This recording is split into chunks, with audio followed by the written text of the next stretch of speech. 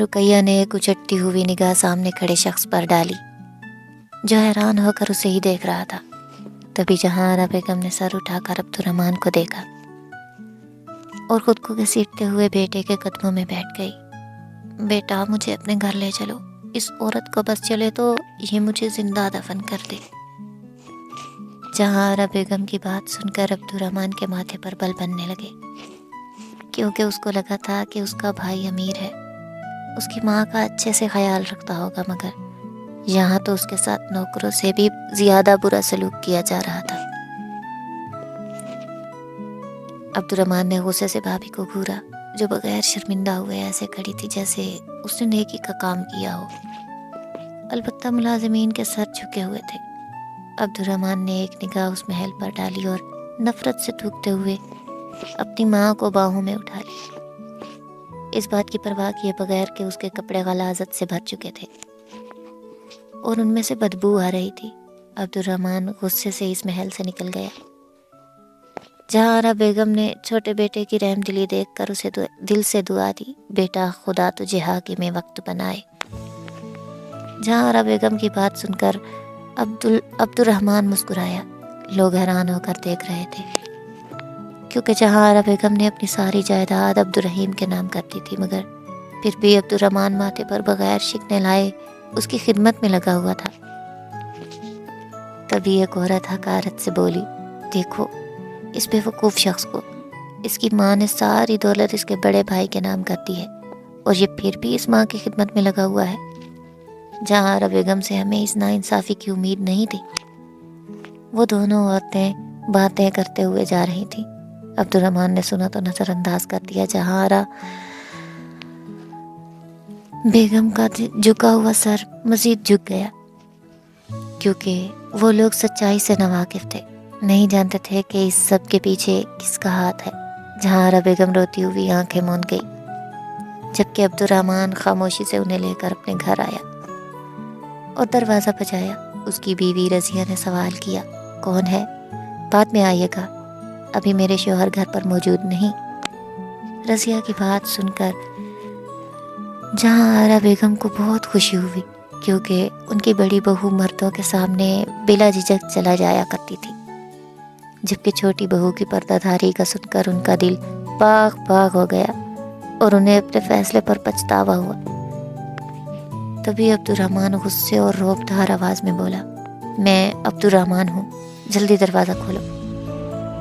عبدالرحمن کی آواز سنتے ہی رضیہ نے دروازہ کھول دیا اور فوراً پانی کا گلاس پیش کیا، مگر سامنے کھڑے جہاں آرا بیگم کو دیکھ کر اس کی بھی بولتی بند ہو گئی۔ وہ حیران ہو کر ان دونوں کو دیکھ رہی تھی۔ رضیہ جلدی سے جا کر کپڑے لے آؤ، اماں کو نہلاؤ اور ان کے کپڑے بھی بدل دو۔ عبدالرحمن ماں سے نظریں چراتے ہوئے بولا۔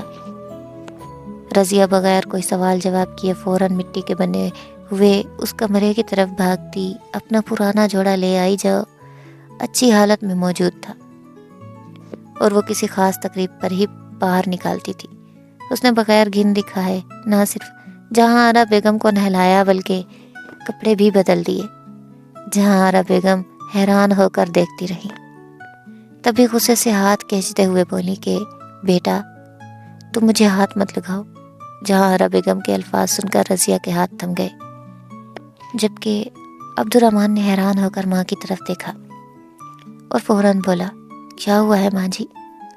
رضیہ نے آپ کو کچھ کہا ہے؟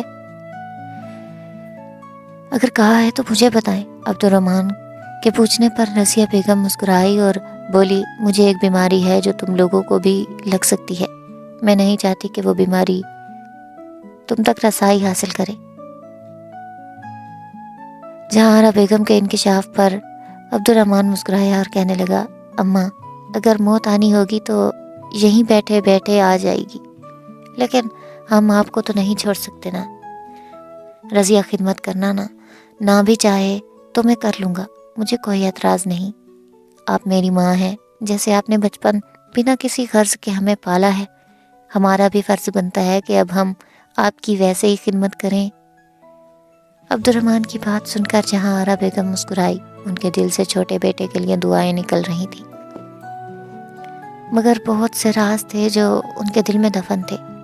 اور وہ اپنی موت سے پہلے پہلے اپنے چھوٹے بیٹے کے گوشت گزار کر دینا چاہتی تھی۔ رضیہ کے باہر جاتے ہی عبد الرحمن دھوپ میں سو گیا، جبکہ جہاں آرا بیگم خاموشی سے اٹھی اور اس کچے کمرے کی طرف بڑھ گئی جہاں ضرورت کا سامان رکھا ہوا تھا۔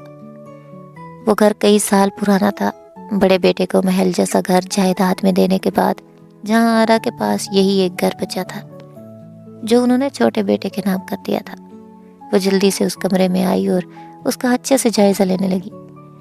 انہیں عرصہ نشانی کی تلاش تھی جو انہیں خزانہ تک لے جانے والی تھی۔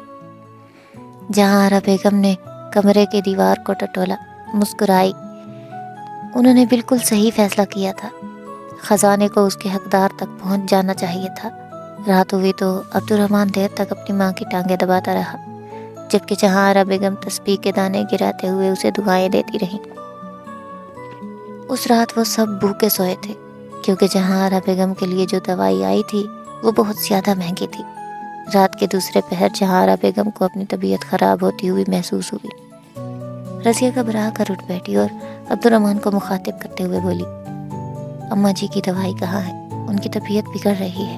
عبد الرحمن نے فوراً کچن کی طرف دوڑ لگا دی اور وہاں سے دوائی ڈھونڈ نکالی، مگر جہاں آرا بیگم کے کانپنے کی وجہ سے وہ دوائی منہ میں جانے کے بجائے نیچے گر گئی۔ عبد الرحمن کے پاس اتنے پیسے بھی نہیں تھے کہ وہ دوسری دوائی لا سکتا۔ کچن میں کچھ گندم پڑی تھی، وہ رات کو گندم اٹھائے حکیم صاحب کے پاس آیا، اس گندم کے بدلے دوائی خریدی اور جہاں آرا بیگم کو دی تو وہ پرسکون ہو گئی۔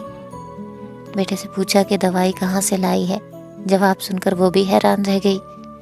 انہیں امید نہیں تھی کہ ان کا بیٹا اپنے بچوں کی پرواہ کیے بغیر ان کا اتنا خیال کرے گا جہاں آرا بیگم کی طبیعت بگڑ رہی تھی۔ وہ مسکراتے ہوئے عبد الرحمن کی طرف دیکھ رہی تھی۔ دیے کی لو آخر تک جل چکی تھی، کمرے میں گھپ اندھیرا چھا گیا تھا۔ تبھی جہاں آرا بیگم بولی، لوگ سمجھتے ہیں کہ میں نے جائیداد کو لے کے بچوں میں ناانصافی کی ہے، مگر میں جانتی ہوں کہ دونوں کو بالکل برابر حصہ ملا ہے۔ جہاں آرا کی بات سن کر رضیہ حیران ہوئی، کیونکہ کہاں یہ کچا گھر اور کہاں وہ محل، دونوں برابر کیسے ہو سکتے تھے؟ رضیہ کو سوچوں میں پھنسا دیکھ کر جہاں آرا مسکرائی اور بولی، میرے مرنے کے بعد تمہیں اندازہ ہوگا کہ یہ گھر کتنا قیمتی ہے۔ جہاں آرا بیگم یہ کہتے ہی گہری نیند میں چلی گئی۔ عبد الرحمن سو گیا، جبکہ رضیہ جہاں آرا کے پاؤں دباتی رہی۔ صبح جہاں آرا بیگم بیدار ہوئی تو دیکھا رضیہ آنکھیں موند کر بھی اس کی ٹانگیں دبا رہی تھی۔ وہ مسکرا دی۔ انہیں اپنے مرنے سے پہلے عبد الرحمن کو اس کی حقیقت بتانی تھی اور انہوں نے فیصلہ کر لیا تھا کہ وہ ہر حال میں وہ سب کچھ کہہ دیں گی جو وہ کہنا چاہتی تھی۔ کچھ دنوں سے عبد الرحمن کو کام نہیں مل رہا تھا، وہ بہت زیادہ پریشان تھا۔ رات ہوئی تو رضیہ نے پڑوسن سے آٹا ادھار لے کر روٹیاں بنائیں اور بچوں کو کھلائیں۔ جہاں آرا کو وقت پر کھانا دیا، وہ سب آگ جلائے اس کے ارد گرد بیٹھ گئے۔ تبھی سلیم بولا، دادی جان ہمیں کوئی کہانی سنائے۔ سلیم کے کہنے پر جہاں آرا بیگم مسکرائی اور اس بات میں سر ہلا دیا۔ بچوں، میں تم کو کہانی سنانے والی ہوں، وہ حقیقت میں کسی کی کہانی ہے۔ یہ سن کر بچے خاموش ہو گئے اور خوشی سے سننے لگے، جبکہ رضیہ غور سے سننے لگی۔ بچوں، یہ ان دنوں کی بات ہے جب اس سلطنت پر مسلمانوں کی حکومت تھی۔ بادشاہ نے 3 شادیاں کی، مگر وہ پھر بھی اولاد کی نعمت سے محروم رہا۔ چوتھی شادی کرنے پر وہ ایک بیٹی کا باپ بن گیا۔ بادشاہ اس پر جان چھڑکتا تھا۔ شہزادی کی فرمائش کرنے کی دیر ہوتی تھی کہ اس کی ہر خواہش پوری ہو جاتی تھی۔ وقت گزرا، شہزادی بڑی ہوئی تو بادشاہ کو اس کے متعلق ایک ایسا راز پتہ چلا کہ وہ جس شہزادی کی آنکھوں میں ایک آنسو بھی برداشت نہیں کر سکتا تھا، اسے ملک بدر کر دیا۔ جہاں آرا بیگم کے کہنے پر سبھی بچے غور سے سننے لگے، جبکہ رضیہ حیران ہوئی کیونکہ یہ کہانی سناتے ہوئے جہاں آرا بیگم کی آنکھیں آنسوؤں سے چمکنے لگی تھیں۔